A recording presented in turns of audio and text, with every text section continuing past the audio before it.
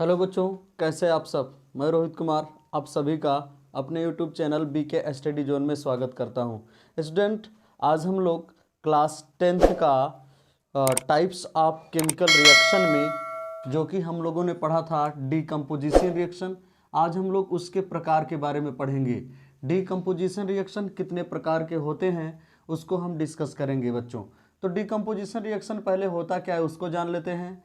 यानी ऐसी रासायनिक अपक्रिया जिसमें यौगिक कोई यौगिक होगा जो दो या दो से अधिक भागों में विभक्त हो जाएगा। जैसे मान लीजिए ए बी कोई यौगिक है, ए बी आपका कोई कंपाउंड है, ए बी कोई कंपाउंड है। ये यौगिक ये दो या दो से अधिक भागों में, यानी ए बी जो डिसोसिएट हुआ है, डिकम्पोजिशन इसका हुआ है दो भागों में, ए और बी में। अगर मान लीजिए आपके पास कोई यौगिक है ए बी सी, ठीक है बच्चों, ए बी सी। अब ए बी सी को जब आप डिसोसिएट करेंगे, डिकम्पोजिशन इसका करेंगे, तो आपका बन जाएगा ए प्लस बी प्लस सी। तो बच्चों आपने देखा ये ऐसी रासायनिक अपक्रिया होती है जिसमें एकल जो पदार्थ होता है, एक अभिकारक जो होता है, एक यौगिक जो होता है, दो या दो से अधिक भागों में टूट जाता है। यदि कंपाउंड दो या दो से अधिक भागों में टूट रहा है बच्चों, तो उसे बोला जाता है डिकम्पोजिशन रिएक्शन। तो बच्चों ये हम अब देखेंगे टाइप्स ऑफ डिकम्पोजिशन रिएक्शन, यानी डिकम्पोजिशन रिएक्शन कितने प्रकार का होता है। तो बच्चों डिकम्पोजिशन रिएक्शन तीन प्रकार का होता है। पहला होता है थर्मल डिकम्पोजिशन, ठीक है बच्चों, थर्मल डिकम्पोजिशन रिएक्शन, जिसे आप बोलते हैं उष्मीय वियोजन अभिक्रिया, ठीक है बच्चों, इसे आप बोलेंगे उष्मीय वियोजन अभिक्रिया, उष्मीय वियोजन अभिक्रिया, ठीक है बच्चों, उष्मीय वियोजन अभिक्रिया।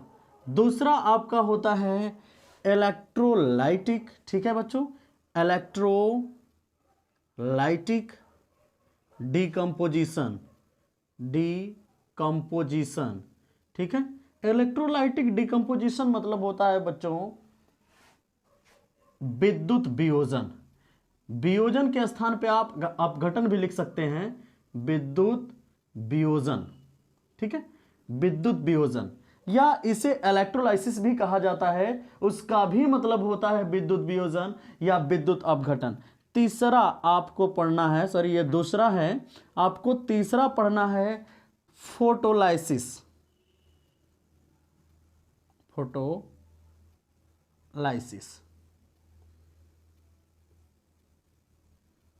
ठीक है बच्चों, फोटोलाइसिस, जिसे आप बोलते हैं प्रकाशीय वियोजन, ठीक है बच्चों, प्रकाशीय वियोजन। तो अब हम लोग देखेंगे थर्मल डिकम्पोजिशन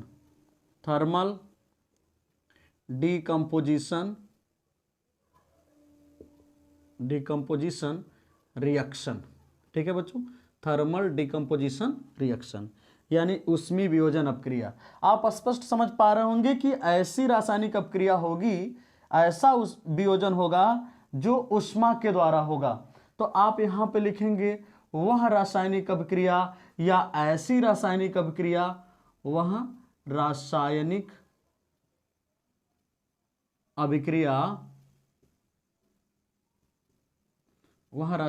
अभिक्रिया जिसमें ऊष्मा द्वारा यौगिक दो या दो से अधिक सरल भागों में टूट जाता है या अपघटित हो जाता है, उसे उष्मीय वियोजन अभिक्रिया कहते हैं।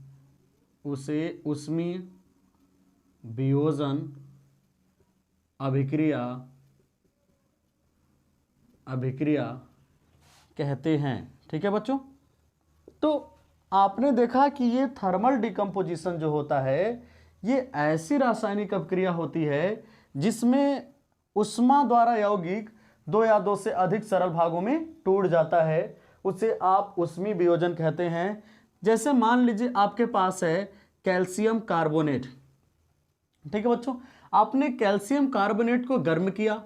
जब आप कैल्शियम कार्बोनेट को गर्म करते हैं तो ये आपको आपका टूट जाता है कार्बन डाइऑक्साइड गैस में और आपका बना लेता है कैल्शियम ऑक्साइड। ठीक है बच्चों, ये आपका क्या बनाता है, कैल्शियम ऑक्साइड और कार्बन डाइऑक्साइड। ठीक है, तो ये जो वियोजन हुआ ये उष्मा द्वारा हुआ। तो यही तो हुआ जो आपने यहां पर पढ़ा था। आपने पढ़ा था ऐसी रासायनिक अपक्रिया जिसमें यौगिक दो या दो से अधिक भागों में टूट जाता है, लेकिन यदि उष्मा देने पर दो या दो से अधिक भागों में टूटे तो उसे बोलेंगे उष्मी वियोजन अभिक्रिया, यानी थर्मल डिकम्पोजिशन रिएक्शन। ठीक है बच्चों, उसे आप क्या बोलते हैं, थर्मल डिकम्पोजिशन रिएक्शन।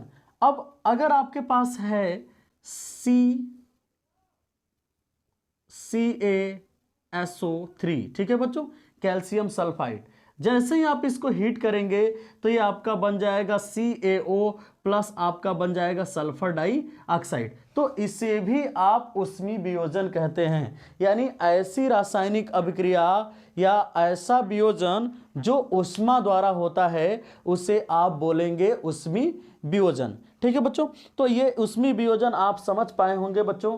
ठीक है, अब अगर हम इसका एक और रिएक्शन देखें जिसमें आपका होता है FeSO4, ठीक है, जिसे आप फेरस सल्फेट कहते हैं। अब जैसे ही इसको आप हीट करते हैं तो इसको दो मॉलिक्यूल लेना पड़ता है, ये आपका देता है SO2 एंड SO3। ठीक है, SO2 एंड SO3, ठीक है, sulphur dioxide and sulphur trioxide, और आपका बना लेता है Fe2O3 बच्चों, ये बना लेता है Fe2O3। तो ये भी एक प्रकार की कौन सी अपक्रिया है, वियोजन अपक्रिया, लेकिन ये उष्मा द्वारा हो रही है, उष्मा द्वारा वियोजन हुआ है, इसलिए इसे कहा जाता है उष्मी वियोजन अभिक्रिया। ठीक है बच्चों, तो आप समझ पाए होंगे उष्मी वियोजन किसे कहते हैं। ठीक है, ऐसा वियोजन जो उष्मा द्वारा होता है, उष्मा देने पर यौगिक दो या दो से अधिक सरल भागों में टूट जाता है, उसे आप उष्मी वियोजन कहते हैं। देखेंगे NCERT का जो क्रियाकलाप दिया हुआ है 1.6, उसको हम लोग देखेंगे, जो कि उष्मी वियोजन अभिक्रिया का ही उदाहरण है। जैसे आपके पास इस क्रियाकलाप को करने के लिए आवश्यक सामग्री में आपका होना चाहिए क्वथन नली, लेड नाइट्रेट होना चाहिए, उसके बाद में परख नली होल्डर होना चाहिए बच्चों, और बर्नर होना चाहिए। अब परख नली होल्डर, लेड नाइट्रेट, क्वथन नली को कैसे आप अरेंज करेंगे। ठीक है, परख नली जो आपकी क्वथन नली होगी ये कुछ ऐसी होती है। ठीक है, ये क्वथन नली हो गई बच्चों आपकी, ये क्वथन नली है। ठीक है, इस क्वथन नली में आप लेड नाइट्रेट डालेंगे, इसमें आप लेड नाइट्रेट डालेंगे। ये लेड नाइट्रेट बच्चों आप लेंगे 2 ग्राम। ठीक है बच्चों, 2 ग्राम लेड नाइट्रेट आप डालेंगे, यानी PbNO3 का होल ट्वाइस, ये आपका होता है लेड नाइट्रेट। ठीक है बच्चों, अब ये नाइट्रेट फार्मूले के बारे में मैं जो है कि फर्स्ट लेक्चर में बता चुका हूं कि फार्मूले बनाए कैसे जाते हैं। अगर आप उस वीडियो को नहीं देखे हैं तो डिस्क्रिप्शन बॉक्स में उसका लिंक दे दिया जाएगा, वहां से आप उसको देख सकते हैं कि फार्मूले को बनाते कैसे हैं, और ये PbNO3 पर पॉजिटिव चार्ज कितना होता है और नेगेटिव चार्ज कितना होता है, ये फार्मूले बने कैसे हैं आप वहां से देख सकते हैं। तो ये PbNO3 का होल ट्वाइस है, इसे पढ़ा जाता है लेड नाइट्रेट, और ये जो आपकी दिख रही है ये है बच्चों क्वथन नली। ठीक है, क्या है, क्वथन नली। अब ये क्वथन नली है आपके पास, और लेड नाइट्रेट आपने इसमें डाला, और इसको परख नली होल्डर की सहायता से, ठीक है, ये चिमटे जैसा होता है, ये चिमटे जैसी आकृति का होता है परख नली होल्डर, ये ऐसे बना होता है, इसको पकड़ने के लिए यहां पर बने होते हैं, इसको आप ऐसे आसानी से पकड़ सकते हैं। अब परख नली होल्डर में, परख नली होल्डर की सहायता से आप क्वथन नली को पकड़ेंगे, और उसके बाद में उसमें 2 ग्राम आप क्या ले लेंगे, लेड नाइट्रेट। बर्नर की सहायता से इस परख नली को आप क्या करेंगे बच्चों, गर्म करेंगे। ठीक है, ये आपका हो गया बर्नर या स्पिरिट लैंप भी बोल सकते हैं इसको आप। ये बर्नर है आपका। बर्नर की सहायता से आप इसको क्या करेंगे, गर्म करेंगे। जब आप इसको गर्म करेंगे, इसको जब आप गर्म करेंगे धीरे धीरे, ठीक है, ये आपका है बर्नर। बर्नर तो आपको क्या क्या आवश्यक सामग्री में लेना है, क्वथन नली लेना है, ये क्वथन नली हो गई, ठीक है। क्वथन नली में आपको क्या डालना है, 2 ग्राम लेड नाइट्रेट रखने हैं, लेड नाइट्रेट डालना है। उसके बाद में परख नली होल्डर की सहायता से इस आप क्वथन नली को पकड़ेंगे और बर्नर से इसको आप क्या करेंगे, गर्म करेंगे। तो जैसे जैसे आप गर्म करते हैं, आप देखते हैं इस नली में एक धुआं टाइप बनने लगता है, ठीक है, धुआं टाइप बनने लगता है। और ये धुआं होता किसका है बच्चों, NO2 का, ठीक है, NO2 का धुआं बनने लगता है। अब NO2 का धुआं बनने का तात्पर्य क्या है, आपने लेड नाइट्रेट को जब गर्म किया बर्नर की सहायता से, तो ये टूटने लगा, ब्रेक होने लगा, अपघटित होने लगा, और अपघटित हो करके ये परिवर्तित हुआ NO2 में, ठीक है बच्चों, NO2 में परिवर्तित हो गया। अब इसका रिएक्शन क्या होगा वो हम जानेंगे। जब रिएक्शन में आपको मिलेगा, जब आप इसको गर्म करेंगे तो ये जो है कि NO2 भूरे रंग का प्राप्त होता है बच्चों, भूरे रंग का, ठीक है। तो भूरे रंग का जब ये प्राप्त होता है तो इसका मतलब क्या है, इसका तात्पर्य क्या है, स्पष्ट बात यहां पर यह पता चल रही है कि ये लेड नाइट्रेट जो था ये टूट गया, ठीक है, ये ब्रेक हो गया। तो वही तो आप पढ़ रहे हैं कि ऐसी रासायनिक अपक्रिया जिसमें उष्मा द्वारा यौगिक 2 या 2 से अधिक भागों में टूट जाता है, उसी को आप बोलते हैं थर्मल डिकम्पोजिशन यानी उष्मी वियोजन, ठीक है बच्चों। अब जैसे मान लीजिए कि ये आपका है PbNO3 का होल ट्वाइस, आपने इसको क्या किया बेटा, गर्म किया। जब इसको आप गर्म करेंगे तो यहां से आपको मिलेगा NO2, ठीक है, NO2, ठीक है। अब NO2 मिला आपको NO2 गैस मिली। अब NO2 गैस के साथ यहां पर बन जाती है आपकी PbO, ठीक है, लेड ऑक्साइड, और उसके अलावा आपका बन जाता है ऑक्सीजन गैस। तो ये लेड नाइट्रेट टूट जाता है PbO में, NO2 में, प्लस ऑक्सीजन गैस में। तो इसे आप बोलते हैं उष्मी वियोजन, यानी ऐसी रासायनिक अभिक्रियाएं या ऐसा वियोजन जो उष्मा द्वारा होता है उसे आप बोलते हैं उष्मी वियोजन। तो आप समझ पाए होंगे बच्चों क्रियाकलाप 1.6 क्या है। अब हम लोग देखेंगे इलेक्ट्रोलाइटिक डिकम्पोजिशन, मतलब विद्युत वियोजन। तो विद्युत वियोजन क्या होता है पहले जान लेते हैं। वह रासायनिक अभिक्रिया जिसमें यौगिक के जलीय विलयन में, ठीक है, यौगिक के जलीय विलयन या आप पिघली अवस्था में भी ले सकते हैं, यानी वह रासायनिक अभिक्रिया जिसमें यौगिक के जलीय विलयन में विद्युत धारा प्रवाहित करने पर 2 या 2 से अधिक सरल भागों में टूट जाता है, उसे विद्युत वियोजन अभिक्रिया कहते हैं। आप सीधे शब्दों में कह सकते हैं बच्चों, वे रासायनिक अभिक्रियाएं, ऐसी वियोजन अभिक्रियाएं जिसका अपघटन विद्युत द्वारा होता है, उसे विद्युत अपघटन या विद्युत वियोजन अभिक्रियाएं कहते हैं। तो इस अभिक्रिया में जैसे मान लीजिए आपके पास है H2O, ठीक है, आपने इसका विद्युत वियोजन किया। जैसे ही बच्चों इसका विद्युत वियोजन करेंगे, ये तुरंत कन्वर्ट हो जाएगा H2 में और O2 में, ठीक है, H2 गैस और O2 गैस, ठीक है, H2 गैस और O2 गैस में। तो ये H2O को जब आप H2O का जब आप विद्युत वियोजन करते हैं तो ये H2 गैस बना लेता है, और कौन सी गैस बना लेता है, O2 गैस बना लेता है। तो आखिरकार ये H2O का वियोजन हुआ कैसे है, उसका जो है कि क्रियाकलाप आपके NCERT में दिया गया है बच्चों, ठीक है। ये क्रियाकलाप 1.7 है, उसको समझेंगे हम लोग ये हुआ कैसे। क्रियाकलाप 1.7, ठीक है। आप एक प्लास्टिक का जग लेंगे बच्चों, ठीक है, एक प्लास्टिक का आप जग ले लेंगे, ये आपका रहा प्लास्टिक का जग, ये प्लास्टिक का जग है। अब ध्यान देंगे, प्लास्टिक का जग लेने के बाद इसके निचले हिस्से में, ठीक है बच्चों, निचले हिस्से में आप छिद्र करेंगे, इसके निचले हिस्से में छिद्र कर दिया जाता है। यानी ये जो निचला हिस्सा आप देख रहे हैं यहां, इसमें छिद्र कर देंगे आप। निचले हिस्से में छिद्र करने के बाद में रबर की डॉट यहां पे लगा दी जाती है। यहां पर छिद्र करने के बाद में आप यहां पर लगा देंगे बच्चों रबर की डॉट। ये जो लगा रहा हूं मैं, ये है रबर की डॉट, ये रबर की डॉट है, रबर की डॉट। अब रबर की डॉट में आप यहां पर लगा देंगे इलेक्ट्रोड, कार्बन का बना 2 इलेक्ट्रोड आप लगा देंगे, एक एनोड का कार्य करेगा और एक कैथोड का कार्य करेगा, और इसको आप 6 वोल्ट की बैटरी से जोड़ देंगे। ठीक है, इलेक्ट्रोडों को 6 वोल्ट की बैटरी से क्या करेंगे, जोड़ देंगे। कितने वोल्ट की बैटरी बच्चों, 6 वोल्ट की बैटरी।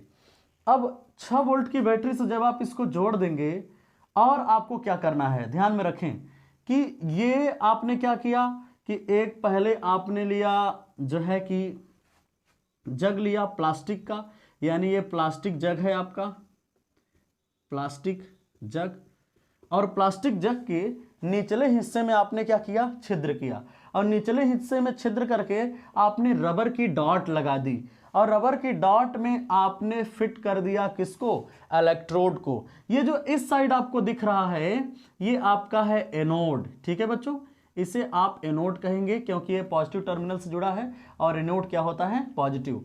और यहां पर जो आपको दिख रहा है ये है कैथोड। ठीक है बच्चों, ये क्या है, कैथोड, और कैथोड कैसा होता है, नेगेटिव होता है। अब इलेक्ट्रोड 2 होते हैं बच्चों, इलेक्ट्रोड 2 प्रकार के होते हैं, पॉजिटिव और नेगेटिव। जो पॉजिटिव होता है उसे एनोड कहते हैं, और जो नेगेटिव होता है उसे क्या बोलते हैं, कैथोड। अगर आप नोट करना चाहें तो बच्चों नोट कर सकते हैं कि इलेक्ट्रोड जो होता है आपका, इलेक्ट्रोड, ठीक है, ये 2 टर्मिनल होता है, एक पॉजिटिव टर्मिनल होता है, एक नेगेटिव। जो पॉजिटिव होता है उसे आप कहते हैं एनोड, और जो नेगेटिव होता है उसे आप क्या कहते हैं बच्चों, कैथोड। तो आप इस क्रियाकलाप को ध्यान से देखेंगे। आवश्यक सामग्री में आप क्या लेंगे बच्चों, एक प्लास्टिक का जग लेंगे, और प्लास्टिक के जग के निचले हिस्से में बच्चों क्या करेंगे, छिद्र करेंगे, और छिद्र करने के बाद में रबर की डॉट लगा देंगे। रबर की डॉट लगाने के बाद में आप यहाँ पर कैथोड और एनोड इसमें फिट कर देंगे, और इसके दूसरे हिस्से को आप 6 वोल्ट की बैटरी से जोड़ देंगे। 6 वोल्ट की बैटरी से जोड़ने के बाद में आप क्या करेंगे कि एक आप यहां पर एक नली लगा देंगे, ये नली लगा देंगे, पूरे इलेक्ट्रोड को कवर कर देंगे, कैथोड और एनोड को। ठीक है, ये नली लगा देंगे। अब इलेक्ट्रोड, पूरे इलेक्ट्रोड को आप कवर करेंगे। ठीक है, कवर करने के बाद में आप इसमें इतना H2O डालेंगे, इतना पानी डालेंगे कि ये इलेक्ट्रोड पूरी तरीके से पानी में डिप हो जाए। ये इलेक्ट्रोड पूरी तरीके से पानी में डिप हो जाए, यानी पानी इसके ऊपर तक हो। और 6 वोल्ट की, अच्छा, इसमें कुछ डायलूट H2SO4 की बूंदें भी डाल दी जाती हैं, डायलूट H2SO4। तो आपको करना क्या है, इस क्रियाकलाप में आपको ध्यान में रखना है। सबसे पहले आपको क्या लेना है, एक प्लास्टिक जग लेना है बच्चों। प्लास्टिक जग के निचले हिस्से में आपको छिद्र कर देना है। ठीक है, और छिद्र करके रबर की डॉट लगा देनी है, और रबर की डॉट लगाने के बाद में इसमें इलेक्ट्रोड आपको लगा देने हैं। इलेक्ट्रोड के ऊपर एक नली लगा देनी है, ठीक है, ताकि इसमें गैस एकत्रित हो सके। अब आप क्या करेंगे कि इस पूरे इलेक्ट्रोड को वाटर में आप डिप करेंगे, यानी इसमें इतना पानी डालेंगे आप कि ये पूरा इलेक्ट्रोड उसमें क्या हो जाए, डूब जाए। अब फिर इसमें H2SO4 की कुछ बूंदें डाल देंगे, बहुत ज्यादा H2SO4 नहीं डालेंगे, कुछ बूंदें डाल देंगे। डालने के बाद में इसको 6 वोल्ट की बैटरी से जोड़ करके कुछ देर तक छोड़ देंगे। कुछ देर बाद आप देखेंगे कि इसमें बुलबुले टाइप में कुछ बन रहा है। ठीक है, एनोड वाले जो है कि एनोड और कैथोड दोनों टर्मिनल पर आप देखेंगे कि ये जो जार आप रखे हैं, जो आप नली रखे हैं, इसमें कुछ न कुछ बुझबुझे टाइप के बनने लगते हैं। यानी इसमें जो वाटर था उसको ये गैस उत्पन्न हो रही है और जो क्या कर रही है, डिस्प्लेस कर रही है उसको। तो आप ध्यान से देखेंगे तो आपको पता चलेगा बच्चों, एनोड पर आपका बनता है ऑक्सीजन गैस। एनोड पे क्या बनने लगता है, यहां पर आपका बनता है ऑक्सीजन गैस और यहां पर बनता है बच्चों हाइड्रोजन गैस। अब आप ध्यान से देखेंगे तो यहां पर जो वाटर होगा ये ज्यादा जो है कि विक्षेपित हो जाता है और यहां पर कम हो पाता है। इसका मतलब यह हुआ कि हाइड्रोजन जो है ऑक्सीजन से दोगुना बन रहा है। तो आप समझ पाए होंगे कि H2O कितने भागों में टूट गया, 2 भागों में। तो आपने यहां पर समझा ही है कि H2O में जब विद्युत प्रवाहित करते हैं तो ये H2, ठीक है, 2 भाग H2 बनता है और 1 भाग ऑक्सीजन, मतलब हाइड्रोजन ज्यादा मात्रा में बनता है और ऑक्सीजन कम मात्रा में बनता है। अगर बच्चों इसका परीक्षण करना है कि कौन से जार में या कौन से पात्र में या कौन से टर्मिनल पर ऑक्सीजन गैस बन रही है और कौन से टर्मिनल पर हाइड्रोजन गैस बन रही है, तो आप बड़े आसानी से चेक कर सकते हैं। आप जलते हुए मोमबत्ती लेके जाएं और इस जो आपका ये यहां पर टर्मिनल दिख रहा है, इसको खोलें। खोलने के बाद में यहां पर जब मोमबत्ती को, जलती हुई मोमबत्ती को लगाएंगे तो आप देखेंगे फट फट करके आवाज आएगी और मोमबत्ती जो है कि धीरे धीरे जलेगी, फट फट की आवाज आएगी। और यहां पर आप देखेंगे, ठीक है, यहां पर जैसे ही मोमबत्ती को ले जाएंगे मोमबत्ती तेज जलने लगेगी। इसका मतलब यह है जिसमें मोमबत्ती धीरे जल रही थी और फट फट की आवाज आके जल रही थी, वहां पर हाइड्रोजन गैस है, और जहां पर मोमबत्ती तेज जल रही थी वहां पर कौन सी गैस है बच्चों, ऑक्सीजन गैस है। तो ये बच्चों ये था आपका इलेक्ट्रोलाइटिक डिकम्पोजिशन। तो अब हम लोग देखेंगे फोटोलाइसिस। इसका मतलब होता है प्रकाशीय वियोजन। यानी प्रकाशीय वियोजन क्या है उसको समझेंगे। ऐसा वियोजन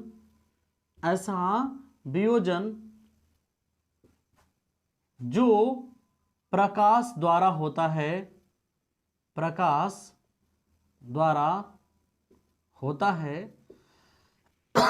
उसे प्रकाशीय वियोजन कहते हैं, उसे प्रकाशीय वियोजन कहते हैं। ठीक है बच्चों, ऐसा वियोजन जो लाइट द्वारा होता है, सनलाइट द्वारा होता है, उसे आप प्रकाशीय वियोजन कहते हैं। जैसे अगर आप AgCl ले लेते हैं, AgCl मतलब होता है सिल्वर क्लोराइड। ठीक है बच्चों, AgCl को अगर आप सनलाइट के प्रेजेंस में रख देंगे तो ये व्हाइट कलर का होता है, श्वेत रंग का होता है। ठीक है, अब जैसे ही आप इसको सनलाइट के प्रेजेंस में लाएंगे तो ये Ag अलग हो जाएगा और Cl2 गैस बन जाएगी। ये 2 मॉलिक्यूल होगा, Cl2 गैस बन जाएगी। ये जो Cl2 गैस बनी है बच्चों, तो Cl2 गैस जैसे ही बन के रिलीज होगी, ये जो आपका बचेगा पदार्थ, वो आपका हो जाएगा स्लेटी कलर का बच्चों, स्लेटी रंग का। ठीक है, तो इसे आप कहते हैं प्रकाशीय वियोजन। इसका एक्सपेरिमेंट करने के लिए आप एक डिस्क ले लीजिए, एक प्लेट ले लीजिए। इस प्लेट में आप जो है कि सिल्वर क्लोराइड रख दीजिए। सिल्वर क्लोराइड पे जैसे ही सनलाइट पड़ेगी, सनलाइट, सूर्य का प्रकाश, कुछ ही देर बाद इसमें से chlorine gas Cl2 gas release हो जाएगी और ये जो पदार्थ आपका बचेगा ये होगा आपका स्लेटी रंग का। इसका कलर क्या हो जाएगा बच्चों, चेंज हो जाएगा। यानी इसका रंग व्हाइट से कैसा हो गया, स्लेटी। इसका मतलब ये कौन सा वियोजन हुआ है, प्रकाशीय वियोजन। तो AgCl को आप अधिकतर देखेंगे कि रंगीन बोतलों में रखा जाता है, क्योंकि अगर इसको आप व्हाइट बॉटल में रखेंगे तो प्रकाश से AgCl अपक्रिया करके उसमें से Cl2 गैस जब रिलीज हो जाएगी बच्चों, तो आपका ये जो AgCl है वो कन्वर्ट हो जाएगा Ag में, और Ag का रंग AgCl जो श्वेत कलर का होता है, जैसे ही उसमें से Cl2 गैस रिलीज हो जाएगी ये कौन से रंग का हो जाएगा, स्लेटी रंग का हो जाएगा। ठीक है, इसीलिए इसको रंगीन बोतलों में रखा जाता है कि ये प्रकाश से क्रिया ना कर सके। ठीक है, अब अगर मेरे पास AgBr है तो AgBr को भी अगर आप सनलाइट के प्रेजेंस में लाते हैं तो ये आपका Ag अलग हो जाता है और Br2 गैस बन के रिलीज हो जाती है। तो इसे बच्चों आप कहते हैं प्रकाशी वियोजन। तो आपने तीनों प्रकार के वियोजन पढ़ लिए, उष्मी वियोजन, ठीक है, विद्युत वियोजन और प्रकाशी वियोजन। यानी